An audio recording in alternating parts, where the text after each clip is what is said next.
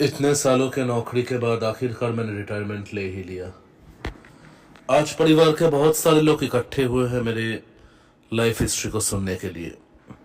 बहुत लोग बहुत सारे सवाल कर रहे थे। तभी अचानक मेरे एक रिश्तेदार ने सवाल किया, क्या कभी मेरा किसी भूत प्रेत से सामना हुआ था? पेशे से मैं एक पुलिस ऑफिसर था। सारी जिंदगी निडर होकर अपनी नौकरी किया। लेकिन जब उसने ये सवाल किया तो मानो मैं 15 से 20 मिनट के लिए थमसा गया था। हर इंसान की जिंदगी में ऐसा कोई पहलू जरूर आता है जो उसके मुताबिक तो होता नहीं है, लेकिन सामना उसे जरूर करना पड़ता है। ऐसा ही कुछ सामना आज से करीब 10 साल पहले मैंने किया था। ज्यादा पुराना नहीं है, क्योंकि असलियत में एक डायन से मेरा एक बार सामना जरूर हुआ था। सब लोग बहुत उत्सुक थे उसे सुनने के लिए। मैंने कहा कि कम से कम 10-12 साल पहले की बात है ये, जब मैं कमलगंज में as the new police officer नियोग हुआ था। कमलगंज एक छोटा सा गांव था, लेकिन वहां पे सरकारी हर सुविधाएं दिया जाता था। स्कूल वगैरह, बाजार, सब कुछ थे वहां पे।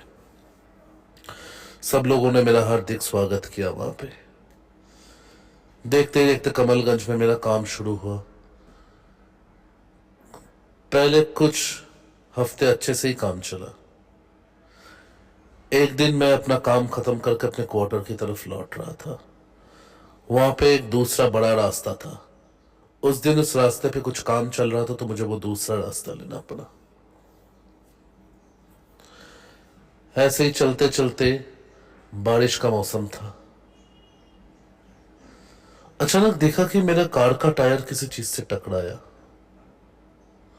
अरे, ये क्या हुआ? ये आवाज कैसे है? बाहर जाकर मैंने देखा कि सड़क के बीचों बीच एक हिस्सा टूटा हुआ था। ये क्या है? लेकिन बारिश बहुत जोर से हो रहा था, तो मैंने घर जाना ही सही समझा। रात के कितने बजे मुझे कुछ याद नहीं, लेकिन अचानक मेरे दरवाजे पे एक दस्तक आया। कौन है? कोई आवाज नहीं। कौन है? फिर से कोई आवाज नहीं। मैं अपना रिवॉल्वर लेकर आखिरकार दरवाजा सहमे सहमे खोलने जा रहा था। चाहे कितना भी बड़ा पुलिस ऑफिसर मैं क्यों ना हो जाऊं, डर का एक वास हमेशा रहता ही है। लेकिन दरवाजा जैसे ही मैंने खोला, मैंने देखा कि मेरे सामने नीले साड़ियों में, चेहरा आधा ढका हुआ, बारिश से तरबतर एक औरत खड़ी हुई थी। मैं 2 मिनट तक उसके आंखों की तरफ देखता रहा। उन आंखों में मानो हजारों सवाल अटके हुए हैं। इतने रात गए, आप यहां पे क्या कर रही है? वो कुछ नहीं बोली। मैं आपसे कुछ सवाल कर रहा हूं, ऐसे बारिश में आप क्यों भीग रही है, और यहां पे आप क्या कर रही है? तब उसने कहा कि वो अपने घर का रास्ता भूल गई है। उसके घर वालों ने उसे बाहर निकाल दिया। अब वो अपने घर वापस नहीं जा सकती। वो अनपढ़ है और बारिश में पूरा भीग चुकी है। क्या वो आज की रात यहां रुक सकती है? मुझे सही तो नहीं लगा, लेकिन इंसानियत के खातिर आखिरकार मैंने उन्हें रुकने को दिया। जो भी कुछ खाना वगैरह बचा हुआ था, मैंने उसे खाने के लिए दे दिया और आग के सामने बिठाया। जैसे ही वो थोड़ा ठीक हुई, मैं सोने के लिए चला गया। लेकिन सुबह उठकर देखा कि वो औरत और नहीं थी वहां पे। हो सकता है कि वो निकल गई हो, लेकिन एक चिट्ठी वहां पे जरूर पड़ा हुआ था। उस चिट्ठी में लिखा था, आपका एहसान मैं जरूर चुकाऊंगी। उस दिन सुबह जाकर मैं पुलिस स्टेशन में देखा कि बहुत सारे लोग इकट्ठा हो चुके थे और एकदम हाय हाय कर रहे थे। मैंने पूछा क्या हुआ। पूछताछ करते पता चला कि कल रात को कुछ लोगों के तबेले से गाय भेड़ बकरियों को किसने बहुत जलील तरीके से मारा है और फिर मारकर उनका खून पी लिया और एक जन के बच्चे को एक परछाई जैसा कोई उठाकर ले गया। ये कैसे हो सकता है। मैंने आखिरकार तहकीकात करना शुरू कर दिया, लेकिन तहकीकात करके भी कुछ पता नहीं चला। बस इतना देख सका कि इन जानवरों को बहुत ही खराब बहुत ही निर्मम तरीके से मारा गया है और यह सिलसिला अब चलता ही रहा। पूरे 1 से 2 हफ्ते में बहुत सारे बच्चे और बहुत सारे जानवरों की लाश मिला वहां पे। अब सब लोग बहुत डरे सहमे हुए थे। वो लोग खेती बाड़ी सब करना छोड़ दिए और सिर्फ आशा दुआ रख रहे थे। इस बारे में क्या किया जाए सोच के मैं पुलिस स्टेशन में बहुत वरीड था। तभी एक कांस्टेबल आकर मुझे कहा कि साहब एक बात आपसे कहनी है। मैंने पूछा।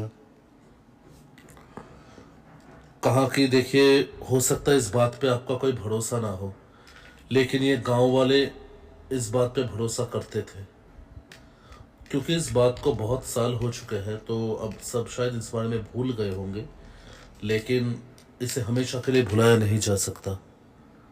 आखिर कहना क्या चाहते हैं आप। मुझे लगता है ये उस डायन का काम है। क्या बकवास कर रही है आप। ये डायन वगैरह क्या चीज है। आप विश्वास करें या ना करें साहब, लेकिन ये आज से करीब 100 साल पहले की बात है। 100 साल पहले इसी गांव में हमारे पूर्वज रहा करते थे और उसी वक्त एक बहुत ही खतरनाक डायन इस गांव में रहा करती थी। उसका नाम था तारा। वो अपने काले विद्या जादू टोने से गांव के बच्चों को अगवा करके उनका खून पी जाती थी ताकि वो अपनी जवानी और ताकत को बरकरार रख सके। बच्चों से जब पेट भर गया तो उसने गांव के जानवरों को भी मारना शुरू कर दिया। ऐसे ही गांव वाले बहुत डरे सहमे रहते थे। फिर एक दिन एक बहुत बड़े तांत्रिक को लाया गया। अपने तंत्र मंत्र से उस तांत्रिक ने उस डायन को जमीन के नीचे गाड़ दिया। उसके आत्मा को कहां गाड़ दिया था। वहीं जहां पे आज एक नया रास्ता बना है, उसी जगह पे कहीं पे उस डायन की आत्मा आज भी कैद है। उस तांत्रिक ने यह भी कहा था कि हो सके तो इस रास्ते के ऊपर एक नया रास्ता बनवा दिया जाए ताकि यह डायन यहां से कभी बाहर ना आ सके। लेकिन अगर भविष्य में कभी इस रास्ते में उस डायन के कब्र के ऊपर अगर कोई कभी कुछ हो गया तो वो डायन फिर से कैद से आजाद हो जाएगा और तब एक बहुत बड़ा प्रलय आएगा। मैं अचानक एक सोच में पड़ गया। हालांकि इन सब बातों पे मैं विश्वास नहीं करता था, पर इस कहानी को मैं हमेशा के लिए नजरअंदाज नहीं भी कर सकता था, क्योंकि उस दिन मैं उस नए रास्ते से ही आया था और आते आते एक जगह पे एक बहुत बड़ा गड्ढे से मेरे गाड़ी को टकराना पड़ा। क्या ऐसा हो सकता है। वो वो डायन कैद से आजाद हो चुका हो। मैंने पूछा ये डायन होते कैसे हैं। कहा कि ये बहुत ही खूबसूरत तरीके से मर्दों के सामने आते हैं और मौका देखकर इनका खून पी जाती है। मैं डरते डरते आखिरकार अपने क्वार्टर की तरफ पहुंचा। रात को मैं सोने जाने ही वाला था, तभी अचानक मैंने महसूस किया कि मेरे क्वार्टर के आसपास शायद कोई है। कौन है। कौन है। कोई आवाज नहीं। लेकिन यह एहसास मेरा गलत नहीं हो सकता। इस हवा में मैं कुछ महसूस कर सकता हूं, किसी के होने का एहसास। मुझे लग रहा है कि यहां पे कोई है, लेकिन मेरे सामने नहीं है। तभी अचानक दरवाजे पे एक और दस्तक आया। 2 दिन पहले की बात मुझे याद आ गया। क्या मेरे दिमाग में जो चल रहा है वो सही है? फिर से एक बार अपने रिवॉल्वर को लेकर मैंने दरवाजा खोला, लेकिन देखा कि वो कांस्टेबल खड़ा था वहां पे। वो आकर एक बात कहा कि मुझे लगता है कि आप कुछ छुपा रहे हैं। पुलिस स्टेशन में भी मैंने आपके आंखों में कुछ देखा था। क्या कोई सच है जो आप हमसे छुपा रहे हैं? सहमते सहमते मैंने उसे कहा कि उस दिन जब मैं उस नए रास्ते से वापस आ रहा था तो एक गड्ढे से मेरे गाड़ी को टकराना पड़ा, और वहां पे एक बहुत बड़ा गड्ढा और रास्ते में दरार भी था। ये सुनकर उसके सिर पे हाथ लग गया। उसने कहा कि आखिरकार आपने उस शैतान को बाहर निकाल ही दिया। उस रास्ते में चलते चलते शायद आपकी गाड़ी से वो गड्ढा बन चुका होगा, और उसी जगह पे बना जहां पे उस डायन को कैद किया गया था, क्योंकि अब वहां पे दरार आ चुका है। वो डायन कैद से आजाद हो चुकी है। मैंने उसे उस औरत के बारे में भी बताया जो उस दिन। ये सुनकर उसकी आंखें फटी के फटी रह गई। उसने कहा कि ये कोई नहीं, वो डायन ही है। अब वो किसी को नहीं छोड़ेगी, और आखिर में वो आपको भी मार डालेगी। जैसे ये चीज गांव में आग की तरह फैल गया, सब लोग मुझे धुतकारने लगे, मानो वो लोग ही मेरे खून के प्यासे बन चुके थे। अब मैं क्या कर, मुझे कुछ समझ में नहीं आया। आज अपने आप को बहुत लाचार महसूस कर रहा हूं। तभी उस कांस्टेबल ने आकर कहा कि हमारे गांव के मंदिर में कोई भगवान का मूर्ति तो नहीं है, लेकिन वहां पे एक छुपा हुआ तहखाना जरूर है। उस छोटे से तहखाने में एक पर्चा है। उस पर्चे में ही उस डायन को मारने का विधि लिखा हुआ है। मैं वक्त जाया किए बगैर उस मंदिर की तरफ गया, और उस चेंबर को ढूंढकर आखिरकार उस पर्चे को मैंने बाहर निकाला। उसमें लिखा हुआ था कि वो डायन आजाद होते ही जिसने उसको आजाद किया है उसके पास जरूर जाती है, और उसके 3 दिन बाद उसको भी मार डालती है। अगर उस डायन से मुक्ति मिलना है हमेशा के लिए, तो उसे उसी के हथियार से मारना होगा, और वो भी मारना होगा सुबह के 4 बजे से पहले।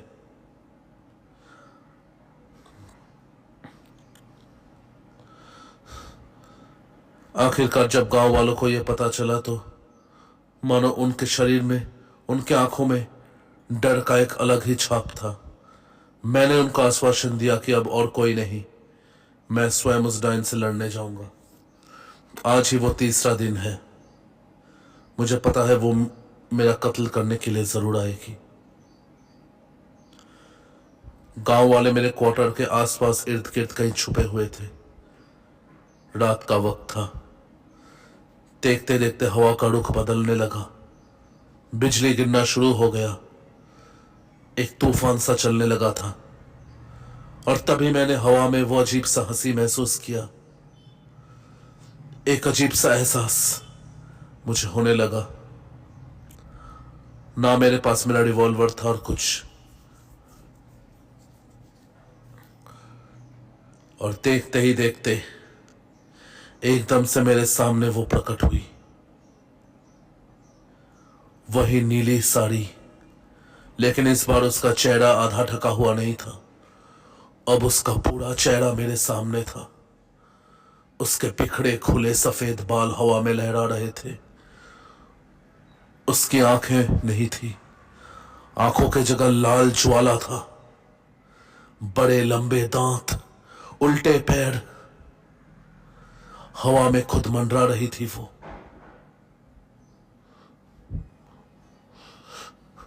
मुझे एक नफरत भरी नजर से देख रही थी, लेकिन हिम्मत जुटाकर मैंने ये भी कहा, जब मुझसे ये भूल हुआ है तो गांव वालों को तुझसे रिहा भी मैं ही करूंगा।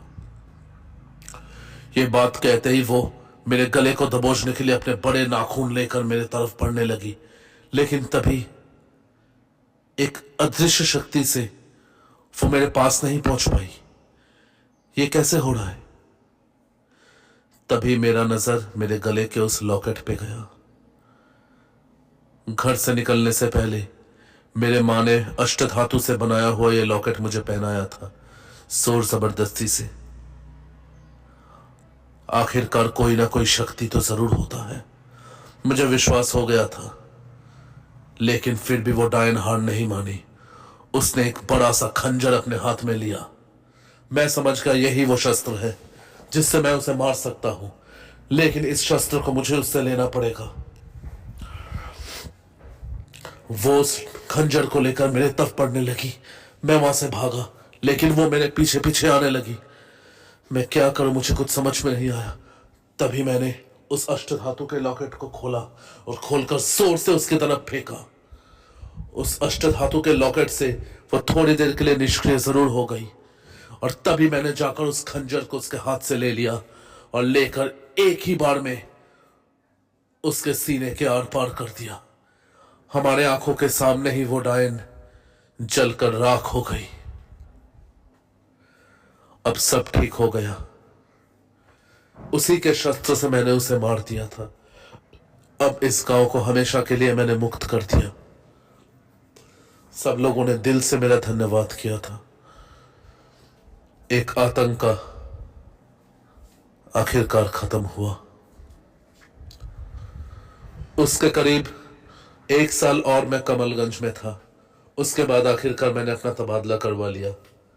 लेकिन मैंने सुना था कि उस हादसे के बाद भी कमलगंज में कभी ना कभी शायद किसी ने एक अजीब सा एहसास हवा में किया है। हालांकि वो डायन कभी फिर वापस नहीं आई, लेकिन आज भी लोग उस नए रास्ते में जाने से डरते हैं। ये बात सुनकर सब एकदम थौड़े गए थे।